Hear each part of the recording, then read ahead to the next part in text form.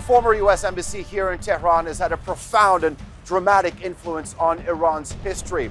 During its 1979 revolution, a group of students stormed this compound and held 53 diplomats hostage for 444 days. Among the students was a woman who later became their chief's spokesperson. Today, she serves as the country's first ever female vice president. Tensions are once again running high with the United States. I'm Alican Ayanlar, and I sit down with Masoumeh Ebtekar one-on-one.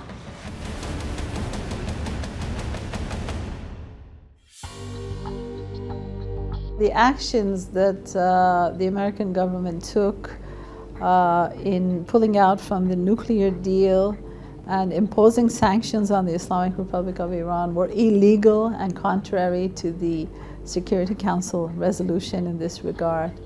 And this is a clear action against multilateralism, against peace and security. So with Iran, we'll see what happens. But they've been very hostile. They've truly been the #1 provocateur of terror. The sanctions, they're not targeting that much the government systems. They're targeting the people themselves. They're, the impact of these sanctions on the livelihoods of the people, on inflation, on the fact that people are losing their jobs, on the fact that families are under pressure now today, women are under pressure, children are under pressure, and as our president puts it, it's not only economic war, but it's a form of genocide, it's a form of a crime against humanity, because they're imposing an economic war against our country, and they're preventing us from our dealings with different countries.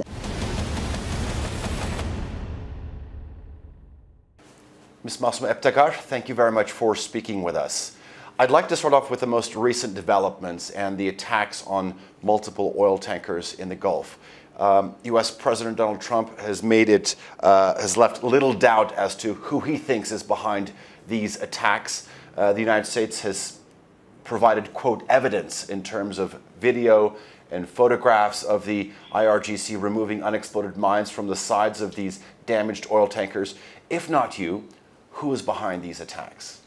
Bismillah ar-Rahman ar-Rahim. I think it's very clear, and officially our foreign ministry has indicated that Iran has nothing to do with these different events, and that this is a campaign again to smear Iran's image and Iran's status in the region, particularly the fact that Iran is working to promote peace and stability both in the Persian Gulf but in the Middle East generally. So it's very clear that these allegations are baseless, and it's also very clear that Iran is doing its best in spite of all the pressures that it's facing to keep peace and stability in this region, and to ensure that in spite of all the, for example, events that we've been seeing in the past years, the terrorist activities, the extremist groups, the different militia groups, Daesh, Iran has played a role in bringing about peace and stability in this region and working with different countries and nations to sustain that peace and stability. When you talk about the fight against Daesh, is that what you mean by promoting exactly. giving peace and stability to the region? Fighting against Daesh, helping countries when they ask for help to fight against the terrorists, and to ensure that these terrorists, which were funded from certain countries and supported, to ensure that they cannot continue on their campaign to create discord and instability in our region. The United States would argue something quite different. They would say that Iran is the #1 reason, the #1 supporter of terrorism in the region, the #1 threat to peace and security and stability in the region. So it's quite different, their perspective. Their perspective, their claims are baseless. I think it's very clear what we've been facing in this region. The aggressions in Afghanistan, the aggressions in Iraq, what happened in Syria, what happened in Yemen. I think it's very clear the powers behind these different events and also the role of foreign powers, including the United States, in creating this instability in our region. I think it's more or less now clear for the public opinion, and it's very, very shameful that Iran would be targeted in spite of all the efforts that we've had, the fact that we're generously hosting millions of refugees which are the result of the destabilizing policies of Western powers in this region. After the United States decided to end its waivers and reimpose sanctions on countries and companies that export oil from Iran, Iran has threatened to close down the Strait of Hormuz. In fact, a senior Iranian military official has said, quote, "If we are prevented from using it, we will close it." Is Iran really ready to do that? First of all, the actions that the American government took in pulling out from the nuclear deal and imposing sanctions on the Islamic Republic of Iran were illegal and contrary to the Security Council resolution in this regard. And this is a clear action against multilateralism, against peace and security, not only in Iran and in this region, but in the whole global context. So first of all, this should be made clear that this action of the American government is not conducive to peace and security. Let's follow up on that. In the global context or in the regional context. And the second issue is that we've always worked for peace and security in our neighborhood, and particularly in the Persian Gulf. And we have an important role in that regard, and we are playing our role, and we've shown previously, and we're a reliable partner in all these different dimensions. Very recently, the country's Atomic Energy Agency has come out and said that they would exceed the limit for its uranium stockpile set out in that agreement that you were talking about. Why was such a decision taken? Iran has been several times, the inspections and the reports provided by the IAEA have all indicated, about 15 times, they've indicated that Iran is in full compliance with the JCPOA, in spite of the fact that the Americans have pulled out of the JCPOA, in spite of the fact that they are imposing sanctions one after the other. And as our president puts it, it's not only economic war, but it's a form of genocide. It's a form of a crime against humanity, because they're imposing an economic war against our country, and they're preventing us from our dealings with different countries, and it even affects different humanitarian activities. The Islamic Republic of Iran has indicated that it is adhering to the JCPOA. This is very clear. But it's also indicated that it will stand up for its rights. And I think that it's very natural, and according to the evaluations that many observers had, Iran has been very patient. We've had this strategic patience in dealing with these issues. But it's very natural that the Iranian people, their expectations, they expect that the other partners in the JCPOA should play their role. They should compensate for the losses incurred upon Iran due to the pullout of the Americans, due to the sanctions imposed on the Iranian economy. They should play their share in compensating for the losses. If Iran is to stay within the JCPOA, if Iran is to maintain peace and security in this region, if Iran is helping out in many of the different difficult situations created in our region, including the issue with the refugees, then they should compensate for Iran. Do you feel, are you unhappy about the reluctance of these European partners to stand up to the United States in terms of the nuclear deal and preventing trade with the continent? Yes, but it's not only reluctance. It's maybe that they have certain economic concerns, they have their own financial systems, but it is very important that if Iran is to stay with its commitments, then the other partners, they have to play their share.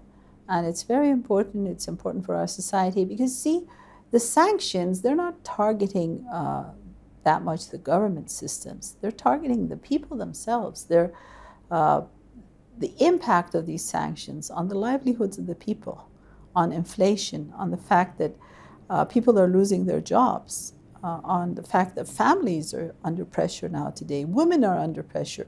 Children are under pressure because of the nutrition status, particularly in the lower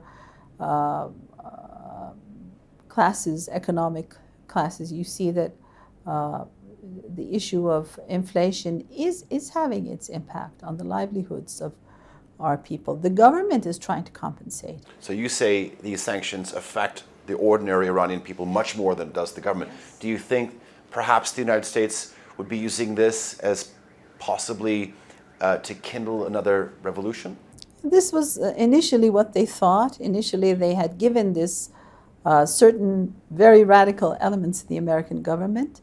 They had told the president, the American president, that these pressures will kindle some sort of rebellion among the Iranian population. They had even given a time frame of 3 or 4 months. And they did try to, because it's not only an economic war, it's also a psychological war. And you can see that this Iranian disinformation campaign that recently they announced that they're going to put it aside. This is just, I think, one, maybe it's the tip of the iceberg of what they've been doing in terms of disinformation, in terms of the propaganda war against the Iranian nation, against the Iranian government. And we see this in the different social media. It's no secret that President Donald Trump wants a new nuclear deal with Iran. He said, quote, "I'm ready when they are, but whenever they're ready, it's okay. And in the meantime, I'm in no rush." Do you believe he's sincere? Talking and negotiation, there's certain natural conditions for that. One of that is that you have to relieve your partner from the pressures. Under pressure, you can't negotiate under pressure. That's impossible in terms of the concept of negotiating and dialogue. You can engage in dialogue and negotiation when both sides are relieved from any pressures. They do this with consent and with understanding. Because if the objective is to humiliate the other side and to engage in negotiation under pressure, that's not going to happen about the Iranian people. It's never happened, and it won't happen now.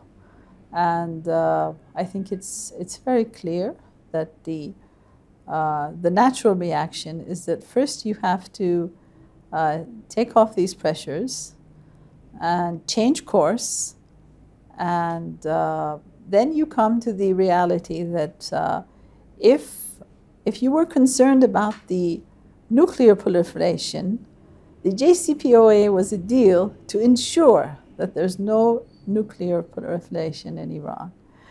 And if you're concerned about the policies of Iran on,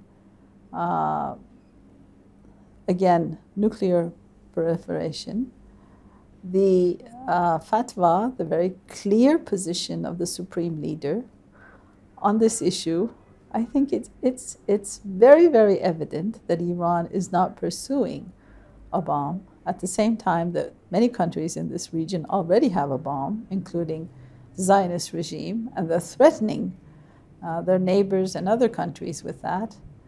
But it's very clear that Iran is not pursuing that objective. So under no circumstance will Iran pursue nuclear weapons, this no is matter what, how much it's cornered, no matter how much sanctions are put on. See, this is, the supreme leader has made his position very clear on this issue.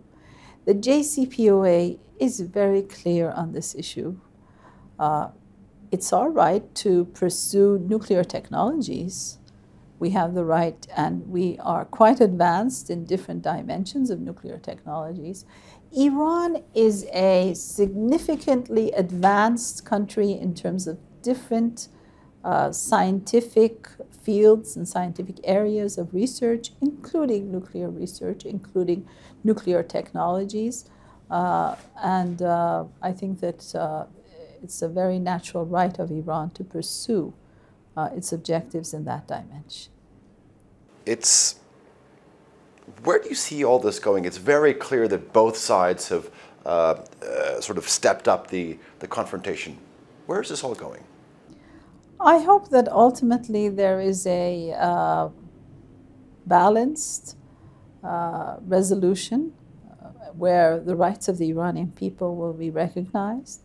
The fact that the JCPOA has been a deal which has been not only approved by the previous American government, but also by the international community. There is a UN resolution behind it. It was a deal which everyone had approved initially. And I think that it's very clear that now going back to talks and negotiations on something that we've already went through, we've already seen the results, and now again moving back to that, I think that this is something that we've already experienced once. You mentioned that you want a balanced resolution. Would that ever include restoring diplomatic relations with the United States, which has been pretty much non-existent for 40 years? It goes back to the intentions of the American government. It goes back to the fact that we have a long history of intervention in Iran since 1953, a coup d'etat against the nationalist Prime Minister Dr. Mossadegh, a long history of intervention in Iranians' affairs, both political affairs but also economic affairs. And after the revolution, a long history of disregard for the rights of the Iranian people. The Iranian revolution was a popular revolution. The Iranian government is a democratically elected government, but unfortunately there's been this constant, we can say, antagonism on behalf of the American government. If they change course, if they recognize the rights of the Iranian people, they recognize the fact that Iran is emerging as an independent country in the world, and the rights of the Iranian people have to be recognized, that change of course could change many other things as well. I'd like to play you an interview that you gave 40 years ago, after the revolution and during the hostage crisis, and I want to get your thoughts on it. The United States is an imperialist power, and it's one of the characteristics of an imperialist power to plant spy dens and spy networks all over a country to control all its major political, social, economical systems, and to control these systems for its own benefits. So they work for its own profits. They exploited our natural resources. They exploited our oil. How do you feel about that interview? Do you still feel that the United States is after Iran's oil? This interview is in 1979, and I'm about 19 years old at that time. And, well, it's one of the first interviews I ever gave, probably in my life at that time. But I'm speaking about what I'm saying, what I'm speaking about is the general understanding of the young generation of that time. This is our understanding of the politics of that time, American interference in our affairs, the fact that we felt humiliated. Because I had lived previously in the US, and I could make this comparison between what I saw living in the American society and the stark contrast of their policies in a country like Iran, and how, in fact, their methods, their policies had attempted to humiliate a nation like Iran, a proud nation like Iran. And that's the major issue. It's like a misunderstanding about the reality of the Iranian society. Like Minister Zarif puts it, that you should never threaten an Iranian. Because if you understand the mentality of the Iranian, particularly after the revolution, that part of the whole revolution is to regain this dignity that has been undermined, then you'd never threaten an Iranian. Talked about the United States.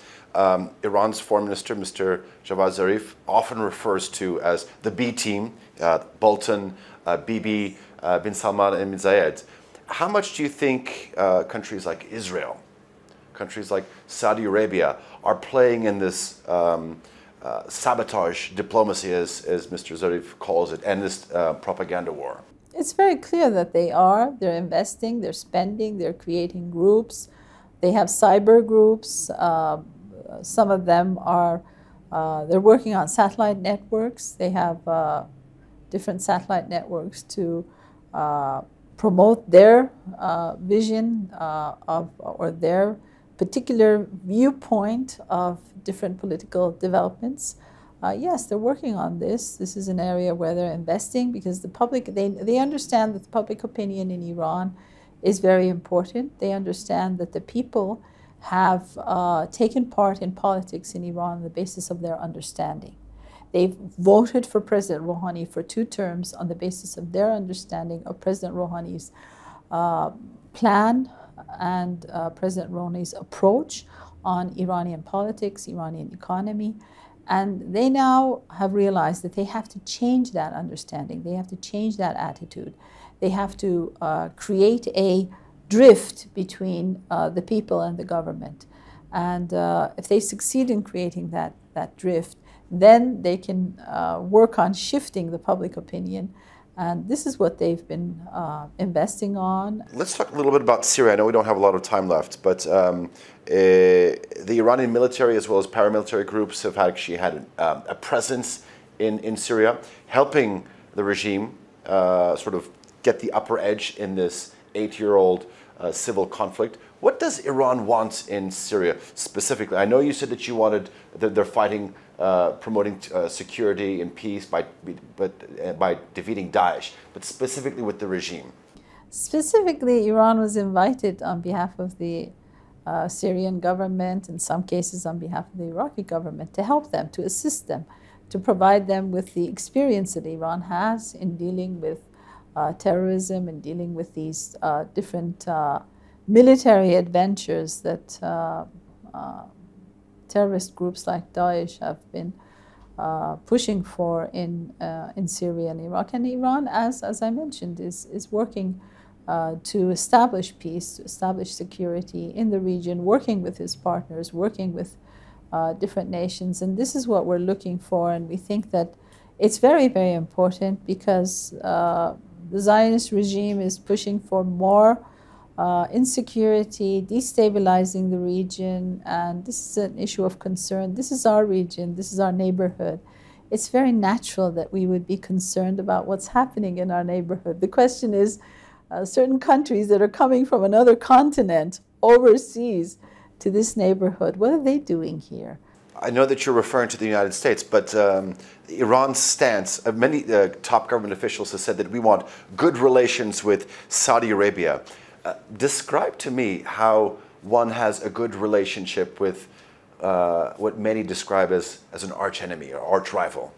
We had good relationships with Saudi Arabia in certain times, and we worked together in different areas to, again, in terms of trade, business, economy, in the very important pilgrimage, the Hajj ceremonies. We've worked in the past with Saudi Arabia, and again, we've announced for several different instances that we're not looking to increase conflicts or discord among our different countries, among Muslims, but that we have to find common grounds. We have to resolve the different outstanding issues. This is our perspective. We look to forward to working with our neighbors, working with countries in the region in different areas. I, as the Vice President on Women and Family Affairs, have invited all ministers in charge of women and family affairs, including from Saudi Arabia, to attend different sessions, ministerial events that we've had in Iran. And we've had a lot of these countries coming to Iran. We're currently working with different Islamic countries. We're ready to work with our regional neighbors as well. And I think it's very important. We should find ways and common grounds to promote more peace, more understanding between our different governments at different levels. We need to engage in this type of dialogue, and we're ready. I think women can serve as maybe a vanguard. Catalyst, yeah. Or a catalyst or a vanguard in many of these areas. Masoumeh Ebtekar, thank you very much for speaking to us one-on-one. Thank you.